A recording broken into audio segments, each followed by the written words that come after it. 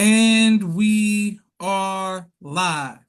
I want to thank everyone for tuning in to an amazing interview with us today. We have an incredible guest, OG Pharoah of Clinton Hill. He's going to give us some amazing information as well as inspiration. First of all, how are you doing this evening? Oh, I'm doing wonderful. Thank you, everyone who's tuning in to Off the Record on the People's Podcast. But the first question that we have for you today is, how did you get involved in music? Well, I had a pretty high IQ, and I started really getting into music like 2 years old. I had a Fisher Price turntable, and my brother had a Crosby turntable. They were both in the suitcases where you open them, the little portable turntables. Yes, And sir. I also had an audiophile sound system in the living room. And basically, I listened to all genres of music, but the music I liked was a little different from my parents, and I could tell what the music was going to be like when I saw the label. When I saw like the Motown label, other labels like that, or like some of the labels that were coming out, then I knew that that was the hot music. So I had my own music that I listened to. I started digging into the crates as like a small child. They used to take me out, and me and my brother used to go through the crates. And my brother throughout history, before I was able to, when he was older than me, he bought every drum machine imaginable, from the 808 to 707, 909. And later on, I got MPCs and stuff like that. And then my homeboy Shazam X, he had the SP12, so I got a little exposed to that. But music was always what I intended to do from the moment that I heard music, like disco music, Motown, music from the 20s, the old cowboy music when they used to rap, all that Mm-hmm. stuff. From the moment I heard it, I decided that that's what I was going to do. So I've been doing music for almost 50 years, Okay, yes, sir. Yes, sir. Yes, sir. and I'll never stop. Sometimes I hide the music. Whenever I reveal any music, it always gets used and adapted by pretty large artists. Mm.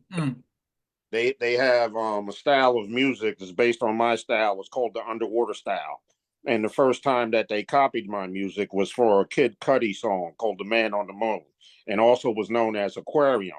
The person that copied the beat was also had the same name as me. I don't want to keep saying all the names, but I basically had a beat. I started to use a lot of Rhodes with a lot of heavy bass lines. During the time period when I was using it, they were not using it. I started using Nexus, Omnisphere, and all this stuff on the computer. When I started doing music on the PC, it was the 90s. Nobody did it. They said you can't do it with that. They said you can't use Logic and Fruity Loops to make beats. There's no way, Mm. which is like absurd now. Mm. Everybody's always telling me how they need an MPC, but and I use an MPC, and they're always telling me about 90s music. I invented a lot of music from the 90s. Mm. Whenever I heard, oh, RZA has your tape now, you're going to hear some of my rhymes on that tape.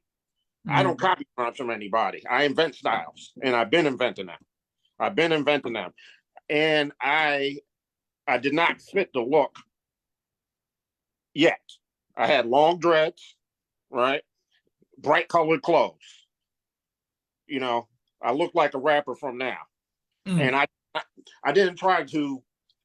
I grew up on all kinds of hip hop. Like I grew up with the Africa Bambaataa Planet Rock stuff, with the Mantronics and Planet Patrol, as well as the more basic hip hop. I consider everything hip hop. I still like the rappers now. Some of the rappers I hear people say, "Oh, they're just so terrible." The people I hear from my era that say they're terrible aren't as good as some of the rappers now. I know that. Like I know that. And I want to integrate everybody together. I'm Mm. multiracial. I'm Spanish, black, and white. I've been called every kind of name from every type of person. I had black people call me white boy, and white people call me the N word. I always had to fight. I didn't have a big family. I was a nerd. You can look at my pictures and see. I had a huge afro, and after that, immediately I got dreads. I got dreads early. I had earrings in before anybody had two earrings. I had three earrings in my ear. I had a nose ring before rappers had nose rings. Okay, okay. I did everything early. I did everything early, and I was a nice guy. And the worst thing that anybody could accuse me of in my lifetime is being a nice guy. Mm. And now, in retrospect, it's hard for it to be a bad thing. I'm not a sucker. I'm not a sucker, but I believe in my people. Sometimes you got to give your body over to you. Mm. To you. I was raised by gangsters, and I was a nice guy. So a lot of times, I can run back to my big homies, and I wouldn't run back to them. I just take the beating, Mm. right? Because you have to. It's an honor to sacrifice yourself for your people. That's always an honor, Mm. and to fight for your people. I'm from Clinton Hill, and I'm from the buildings proper. The people right immediately outside of Clinton Hill, like, Biggie. I just had a big controversy on Facebook. I said Biggie's from Clinton Hill, from not from Bed-Stuy. Back then, a lot of people were appalled that he said he was from Bed-Stuy. But the honest truth is, he lived only 3 blocks from Bed-Stuy. Mm. Like, you walk 2 minutes, you're in Bed-Stuy. So it's a lot of people thought they were in Bed-Stuy, and that strip on Fulton Street, like, that's the hood. Right, I'm from the Clinton Hill buildings proper. Now, our rent, I moved there because we're on welfare. When I was born, my father was a head accountant at Columbia University. He had the first accounting computer in the city, and it took off up a whole wing. I used to ride my tricycle around, and I lived on West 72nd Street in a 5-bedroom pre-war apartment with 3 baths. So my father started drinking and gambling and broke up with my mother, and we ended up living in a 1-bedroom in Clinton Hill Apartments on Myrtle Avenue, and then I moved to the other side, which is Lafayette by Green. Mm. All right. Mm. And so I went from, seeing a pretty good life in Manhattan to what was pretty rough at the time area in Brooklyn. And Mm. it's since been gentrified, which I used to be angry at the gentrification, but I realized I was the first wave of gentrification. Mm. And then when we go look for our enemies, we usually find ourselves. You know, when I went looking to find out who I was, when they say get knowledge of self, I Yes, sir. really dug up my family. And when I was looking to chase and fight the Illuminati in my family, all I found was Illuminati. Mm. You Mm. know? So I was like, that's not going to work for me. Like, who am I and who are we and what are we doing here? What are we actually doing here? Mm. It's like somebody trying to take over the world. Is that what's really happening? Mm. Everybody is trying to take over the world. Everybody has their own personal conspiracy to take over the world. And Mm. what Mm. you're seeing is the clashing of the different conspiracies against each other, because everybody wants to rule the world. Yes, You sir. know? Yes, sir. Okay, great. And thank you for coming on People's Podcast. People showing you love. Peace, family, to Sister Miriam, Naima. Thank you all watching. Can't wait to upload this to YouTube. All right, let's talk about your time with, speaking of Clinton Hill, what were some of your favorite artists to work with and be around when you were starting out?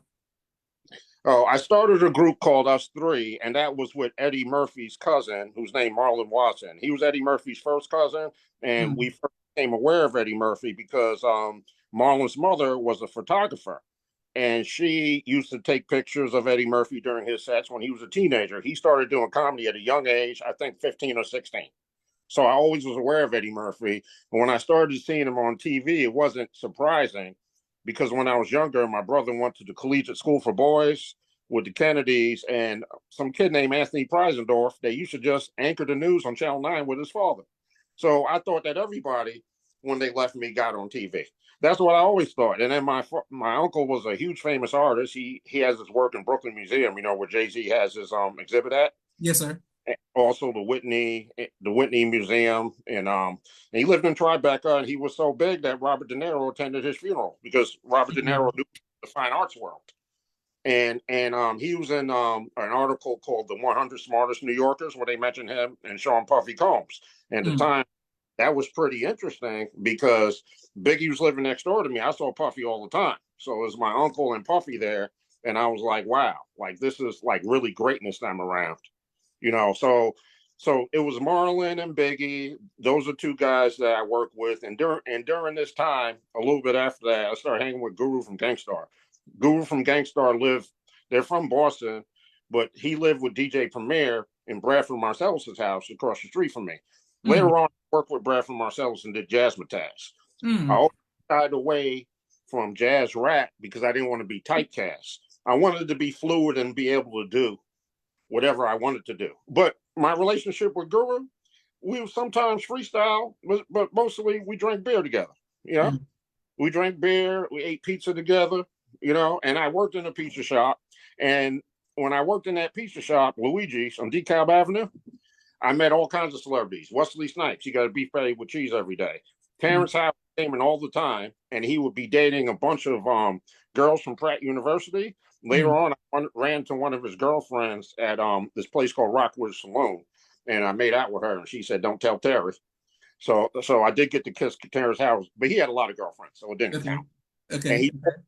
he told me that he was going to be on All My Children. And I told people that for years. There was no evidence of him being on All My Children, but now you can see the clip. But he called me, he was like, "Hey, I'm on My Children, man."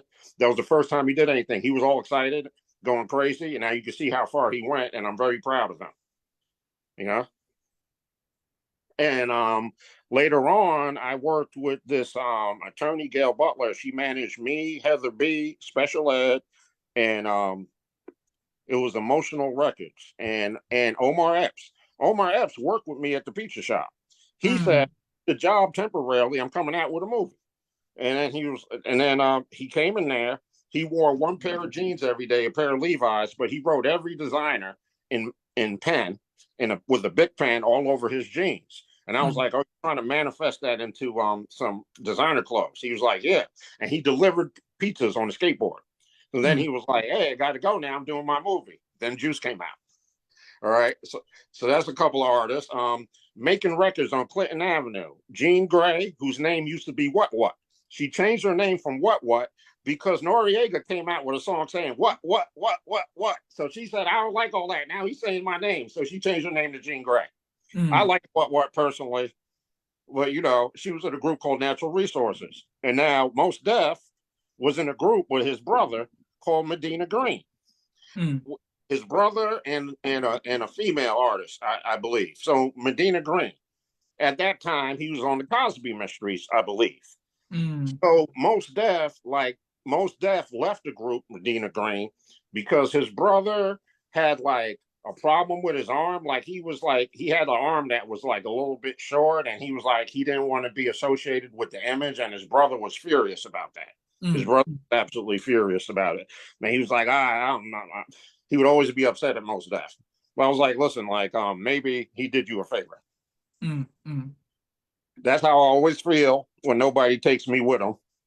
You did me a favor. Yes, sir. Yes, sir. But let me see what other artists. We started a group called Us Three, and after Biggie got signed, we hung out with this guy named Rasan, who was the manager of Spike's Joint at the time, and he also was a model in the Spike's Joint catalog, the 30 Acres and a Mule catalog. Mm. So Mm. he came to me and said, "Hey, let's let me continue with you and do the Us Three." And I was like, "Hey, I don't know if I want to go ahead and do all that." He said he had a record opportunity to do a record deal with a jazz group. I was like, "I don't want to do jazz rap." So he went ahead and took the name and came out with Us Three. He went platinum. Mm. And when he went platinum, I had a real estate license. I was only about 23. 22, 23. I got Biggie an apartment at 159 Carlton in the Loft Building, right on Carlton and Myrtle. And the other Us Three member actually lived around the corner right next to Spike Lee's father by Fort Mm. Greene Park. So, I mean, we basically were like a block from each other and all were Us Three members. Like, I mean, Biggie could care less about Us Three. He was Biggie. He was already Biggie at this time. But Mm. I got him the apartment. D-Rock drove me around with Faith to look for the apartment. Sometimes I just went with Biggie and Faith. And I got them the apartment, and during that time, was always in the apartment. Mm. I would be in there with Faith. I would be in there with Biggie. A lot of the videos, I'm not in the video, but while they're at the video, I'm in his house. I'm drinking his liquor and smoking his weed while they're shooting Big Papa. I'm in his house, Mm. and Mm. basically the only people you really see at the house every day, me and Nino Brown and Face Road Manager. And sometimes you have a little party, like yeah, Gucci, Don, Mark Pitts, and everybody come over. But basically, me and Nino Brown from Junior Mafia will be over there every day. I started working a lot with this one rapper named Chico Delvec, and he was the leader when they were on the street. Basically, him and yeah, D Rock took a lot of leadership roles over there as well, but he was actually from Bedford Avenue, and yeah, I really enjoyed working with Biggie, but Chico I did a lot of music with, and then when I did, I worked with Jadakiss's current road manager, whose name is they call him Shoe Booty. Mm. And one of my dreams is I want to see Jadakiss, and I want to hear him say, "Tutti frutti, there goes Shoe Booty," like because because I know that they got that from All in the Family. Okay, It's okay. like funny to hear him say that in his voice. That would be Yes, sir. pretty cool. Yes, sir. That was a But good. That was a good impression. That was a good impression. That was a good impression. but this guy who's also known as Las Vegas Larry Davis, me, Chico, Samson Styles from BET, who also did the crack special on Netflix. We all did a single with DJ Self, and we started helping out Self by putting a lot of unreleased music from Junior Mafia. Like I had songs with Junior Mafia members before Junior Mafia came out with a record, so they were actively helping me. Like Chico and Nino used to be in the studio with me every day, and they supported me a lot with that. Mm. But the music would circulate. I more so would end up hearing my rhymes on people's records, not anybody trying to sign me. And then when people would see me, they're like, "Oh, he looks like a white boy." One time they told me, "Oh, you look like Albie Shore and Christopher Williams." And if you hear the stories now, you definitely do not want to be Albie Shore and Christopher Williams in the music business because I had long hair. I was back and forth fat and skinny because I told Biggie I'm out the Fat Man Club. He said, "You're in the club, you're out the club, you're back in." Mm. Right? Which is usually what my life was like. But I was skinny and pretty with long hair at the time. So, Mm. I had like long dreads. People weren't used to seeing people with all those long dreads at the time. Like they were like, "Oh, you're like a hippie." But Mm. I basically did everything. But I tried to keep a job and be a nice guy for the most part because I definitely didn't want to go to Rikers Island. Mm. Yeah. Okay. Speaking of Rikers Island, what advice would you give to the younger generation about choosing the right path and not going to prison? I think that what they have to do is focus on entrepreneurship and apply the hustles that they know. Apply what they learn from hustle and entrepreneurship. It has a way greater markup. During the time when I was growing up in New York, now down south, when I actually did go sell crack, right down south, there was a little bit of a bigger markup, but like it was only like it was like it's a pretty good markup. It was like a 60%, 66% markup Mm. on drugs, right? But Mm. Mm. we used to go to a wholesale chocolate place and get a double boiler and melt chocolate and make chocolate flowers, and then go sell the chocolate flowers for $5. You put them in a box and put a bow on them. Each chocolate flower only really costs you about $1, so you're getting 400% profit. Mm. That's Mm. and you have the opportunity to sell anywhere to anybody because you're selling a piece of chocolate. You have to hide when you sell drugs, and you have to be sneaky, and your life is at risk. Your life is at risk. But so I would say find something that you could hustle door to door and hustle door to door. If you hustle door to door, you can't get all your stuff taken by police. I used to sell fake polo shirts downtown. After a while, they just keep taking your polo shirts. You don't really go to jail, so it's a little bit better than selling drugs. And everybody's not smart enough to survive selling drugs. All right, and if you are in the street, like having mercy on people, having mercy and being patient is going to make you way more money than getting revenge. Mm. You keep going out getting revenge, you're going to do decades in jail. There's no way to operate like that. I had racketeering charges because they were white collar charges, and I had people in the feds do the same thing. You have white collar charges, you do like 2 years. Okay. I was doing residential mortgage fraud. I was doing cash out deals on houses. Any kind of real estate deal that you can imagine you could do, I've done it. And I Mm. also My friend Gene O'Neill, he had Pinnacle Development. They tried to get me to join. I did not. He made $60 million in a Ponzi scheme, way Mm, more than DJ Envy ever made. I know all about that stuff too. I used to prepare the training materials and set up offices for people mm, doing this. And all these are my part-time jobs. My real job is rapping. mm, But you don't have to have a hit record to be a rapper. Rap is about creativity and being an artist, and you will find your position in time. I used mm, to have, when I used to go to church, I used to have those prophets all say, and you'd be surprised. Anywhere you go, you'll find somebody that's a prophet that will tell you about yourself, and some of it will come true. I had people tell me I'm going to prison in Atlanta that didn't even know I was ever in Atlanta. I mm, had people telling me, everybody told me you're going to be successful in music, but it's going to be way later in life. It's not going to be early, and it's not going to be what you expect. So I keep doing music, and when I conceal my music, it gives me an opportunity to experiment. And I'll drop music that's unfinished intentionally to protect it from being taken. And they're still taking the music. They're taking the music. The Pink album. The Pink album is like my. You can go on my Facebook. I have it posted. The Pink album is basically my album cover. mm, Um, it's basically my album cover from 5 years ago. I hear some beats that I distributed all over the place, like from 20 years ago. People came out with the song 3 years ago, used the beat, finally used the track. I have other tracks that people use them right away, but I hear the tracks. I know it's my music. It doesn't sound, my music doesn't sound exactly like everybody else's. I draw on influences from everywhere, and I try to give you a complete musical experience. I was taught, my whole family is fine artists. My mother and my aunt were both, my mother's a sculptor and a painter, and my aunt was a painter, and they also work in lithographs and stuff like that, photography. I was around fine art my whole life. They all went to Pratt. My uncle was on the board at Cooper Union. He he sold paintings for 150,000. You know, I was around art my whole life, and art is supposed to be a culmination and a conversation with all the other artists around you, new or old. And that's what my music is. And that's why I continue to do music. But my time is coming. And right now, I'm real hot in Brooklyn.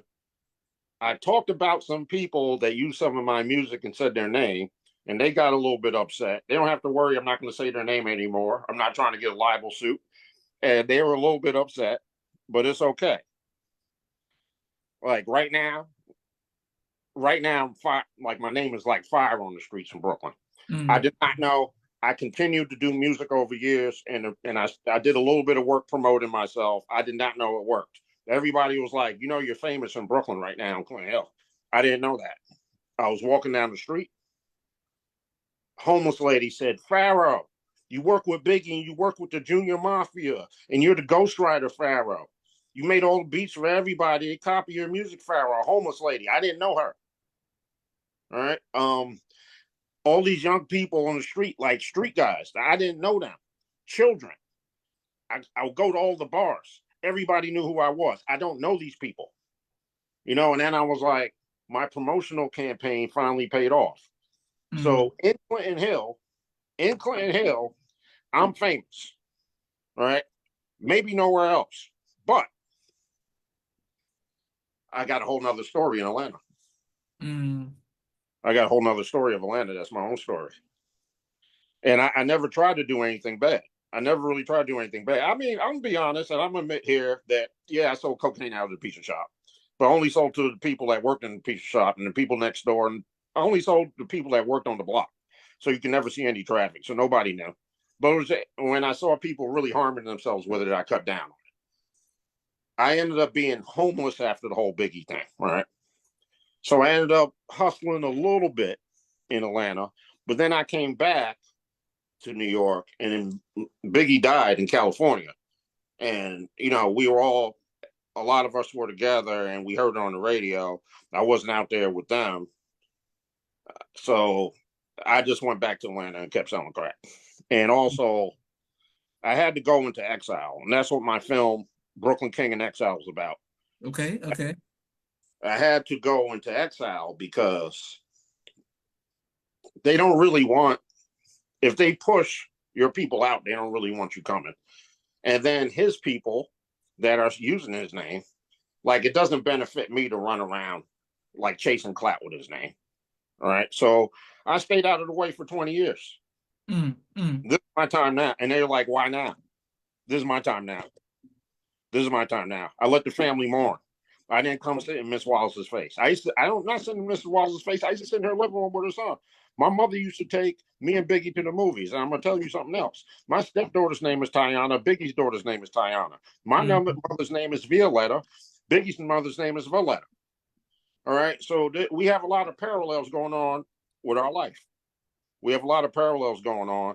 And I am coming forth because I want to represent him and defend his name, because nobody's interested in doing it. Nobody wants to be bothered. I don't like the things that Tretch is running around saying, because you're trying to discredit Biggie's street cred against Tupac. Tupac never did anything on the street. Biggie sold crack all day. Like it's nothing to be proud of, but why are you discrediting his name? How you gonna say he doesn't have street cred? He was still selling crack. He was still selling crack after he got the record deal for years. And then, like towards the end, I don't know when he stopped, but he'd be on the phone sitting next to me running all kinds of traps all over the city. I mean, it's just a fact. He had no intention of quitting. And that's where he had the conflict with my friend Chico. What brings me back now is Chico died. All right. I came to the funeral and Chico died. And Chico died right when he was getting ready to come out with a book. All right. So, and I'm not saying it was, he could have died from something else. We're all in our 50s now, Yes, sir. Yes, sir. So he could have died from something else, but it just made me say him. And also, he used to be the one, hey, who killed Biggie? Who killed Biggie? He'd also always be the one trying to ride. So he died. I'm like, when he was doing that, I'm like, I'm staying out of his way, right? But he died. He was my partner. He always supported me. And in the beginning, it was him and C. Gutter. Those are the main people that were close to Biggie. Him and C. And then he kept Nino Brown around. Nino Brown was like extremely loyal and hardworking. He was really hardworking on the street in the music business. He was hardworking and the coolest person ever. So when Chico died, it made me feel like I really had to come forward. And so because now Chico and Biggie, and it started with Chico. It started with Chico, Biggie, and C. Gutter. Chico was selling crack. He brought Biggie out there. I came downstairs. I was by 365 Clinton. I came downstairs. That's Green and Waverly. I came downstairs. Biggie was sitting on the bench by my building. He was like, "Oh, my mother kicked me out." Right? And he raps about this. So I was, "Oh, you want to sell some coke with me?" And he was like, "Oh, maybe." Next time I saw him, he was on Fulton Street. And the Fulton Street exposed him to danger. When he started to be on Fulton Street, this is the time that I was no longer sitting in his mother's living room playing video games, because that phase of our life was over. And watching Cheech and Chong movies. I introduced him to the Cheech and Chong movies, and we would go crazy watching those. And we also would always try to seek some kind of knowledge. So like we'd try to, like, if we caught a Mason, and like in the schoolyard, we'd be like, if you catch a Mason, then you got to tell us some of your secrets. So every time we caught a Mason, like, we're little kids, we like 15, but we run out on the Mason, we'd be like, tell us some of your secrets. And they usually give us a secret or two. They throw us a secret or two. But that's how we acquired knowledge. We acquired knowledge from anybody that claimed to have it. And of course, the Dr. York stuff. Biggie worked with Dr. York's son, Jacob York. And, Jacob York was responsible for constructing a lot of the music business work. Dr. York is from the music business and highly trained in Illuminism. And Illuminism, what is Illuminism? It's network marketing with the knowledge of what happens in the dark. This is basically network marketing, just like anything else. But I don't go into all the details of that. If I talked about all the things I knew that was going on in the world, if I talked about them, people would never be able to go to sleep at night. That makes sense. Okay, but speaking of Malachi York or Dr. York and the music industry, what advice would you give to the young artists who are wanting to go into the music industry? Listen, those people that control power, they only want you when you don't need them. That's when they want you. they live off of other artists. It's very difficult to make an music. First of all, the odds are greater that you would hit the lotto than make it in the music business, that you hit some form of lottery than make it in the music business. It's point blank, period. I have a lot of knowledge I could use to make it in the music business, but the knowledge that I have and the ability to see a few moves forward, it prevents me from making moves. In high school, Milk D used to hang out in the lunchroom with me for like all 3 periods because we weren't interested in school. We only interested in rapping. So we used to freestyle. And his father, Nate Robinson, had a record label. So he invited me to go, and then I saw him in the school, like actually walking out. This is the last time I'm in school. Like, here's my card. If you want a record deal, call me. I'm like, I'm not calling him because they have no motivation to release my record. Nobody ever released a record on his label that got pushed except for MC Lyte and himself. And he only released a single for himself. He didn't pursue a career after that. He released MC Lyte. And actually, Positive K, who was signed to Milk D, ended up with me with Gail Butler. When he had the song I Got a Man Out, they were using for a Coca-Cola promotional campaign. That was through Gail Butler. Okay, so that's I Got a Man, what your man got to do with me. That's right. That's right. He was originally signed to Milk D. He never released a record. And, that's how. And I was like, I would look ahead and I would see, if I looked ahead and I didn't see anything working out, I would just avoid the situation. And I did that for years because it ends up being worse for you because you get blacklisted. If you go with one person, you can't then go with another person. If I'm Biggie's friend and I don't go with Puffy, right? He doesn't want me going with anybody else, right? But if you do go with him, he wants to take everything you have, right? And so you're in between a rock and a hard place because I'm one step removed from everybody in the industry. At the Hip Hop Awards, I was with Guru, I was with Brother Jay from X Clan, and I was with Baby Paul, the producer, who I seen doing a lot of stuff lately, who was Tupac's cousin. We went to go meet Tupac to get in, to go to the after party to see Biggie perform. He did not have a record out yet. The only thing he had out was Party and Bullshit. I don't know if I'm supposed to say that. That's the name of the song. You can bleep it or something. I'm familiar. Yeah, but and that was Easy Mo B. Easy Mo B is my homeboy. Me and Easy Mo B smoke weed in Emerson Park and watch Wesley Snipes play basketball every day. Right? Easy Mo B is already my homeboy. All right, he was in a group called Rapping is Fundamental, but Easy Mo B, he produced a lot of Tupac's first big album, and most of Biggie's album. But it's not just Easy Mo B that I know off of Biggie's album. I knew the Blues Brothers; they produced tracks on there, and a couple other guys I met that were producers on the album. And his career was going fine until he worked with Puffy. That's when he started to have problems. The story about what Puffy did to him is out there. They just don't say the name. They say the producer that produced 5 or 6 songs on the album. There's only one producer that produced that many songs on the album, Easy Mo B. And he's from LG, Lafayette Gardens, right down the street, But he moved to Clinton Avenue. He moved to Clinton Avenue right across the street from Eddie Murphy's cousin.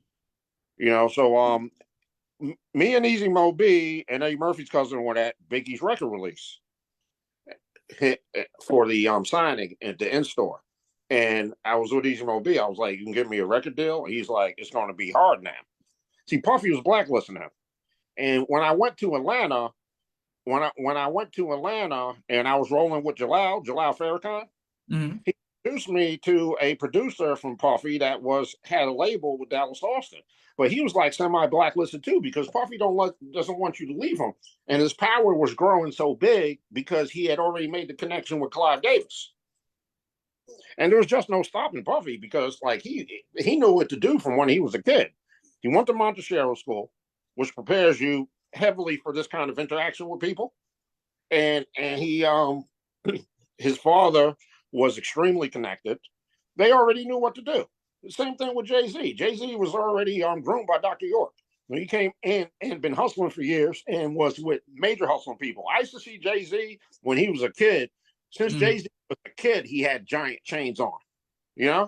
Well, like everybody always knew. I always knew Jay-Z was going to blow up. We knew Puffy was going to blow up because Puffy, he was showing he was the guy that threw all the parties for the kids. When we were 15, Puffy was like 17, 18. He was the promoter. for all the parties. So like we're quite familiar with him. We knew he was going to blow up. He was way too active not to blow up. So it was no surprise. But everybody doesn't want to do everything. Like we could have had a deal. I'm not going to say the name of the. It's a major label. I'm not going to say the name of the label. I'm not going to say the name of the label. But they offered us like $1 million development deal, right? So my friend goes there. He's like, "Listen, I'm going to turn the lights off. I want you to just listen to the music." So he listened to it. They're like, "All right." So to come back next week, and this is the told us all the terms of the deal. He goes back in there. They said, "Turn the lights off again." They turn the lights off. Everybody drops their pants and stands around him in a circle and say, "Let's see what we're working with." You know what I'm saying? Mm. So they offered us a 5-dick deal. You know? So I was like, "You didn't do it?" I was like, "You don't make any beats or rap." I was like, "Hey, you gotta take one for the team." But I was just he died mysteriously too. They found him. He went to the music industry in Europe, and he said, "Hey, come out with me. I'm running around with Wesley Snipes out here, and like I'm really getting into the industry. It's going good." Mm. Then he flew back to Europe, and they found him dead in his house too. So I mean that I don't even know if you can say that word on the internet anymore. I'm alive. Yeah. Which is crazy. Yes, sir. Okay, but OG Pharoah, where can we hear your music, sir? You could hear it on SoundCloud under J Maniac XYZ. Now it says OG Pharoah J Maniac XYZ. They started calling me OG Pharoah, so I put the OG Pharoah back on that name. So now it's OG Pharoah J Maniac XYZ, which is quite a mouthful, but it doesn't matter. I'm an underground rapper. I don't have to get famous, but I don't have to get famous now. If I'm not famous now, I'll be famous when I'm gone. Because I'm doing right now, I'm gonna do 10,000 songs. And I'm gonna do 100,000 beats. And then I'm gonna sell my catalog of beats. And I'm coming out with my film, Brooklyn King of Exile. I was an exile from Brooklyn. I'm still an exile from Brooklyn. Because when they see me right now, it's on site. Just for talking about my story. I took down everybody's name that I said of the people that took my beats. I just said specifically so people would know exactly what I was talking about. Yes, sir. Well, I want to thank you, Jay Fair, and I want to thank everybody who's watching all around the world. And we can't wait to share this interview. Please make sure we tap in with OG Pharoah, J Maniac XYZ. We want to thank you, sir, on behalf of myself, my family, and the viewing audience of the People's Podcast for taking time out of your busy schedule. I look forward to seeing you in person and seeing some of your music and hearing more of your stories. We wishing you nothing but the best. Let's make sure we all go to SoundCloud. And it's my honor to meet you, sir. It's my pleasure. Thank you so much. Thank And have a you. great bye-bye. You too. Thank you all for watching. This is Joshua Leonard Muhammad signing off of the People's Podcast. Good. Thank you all for watching. Thank you, sir. Thank you.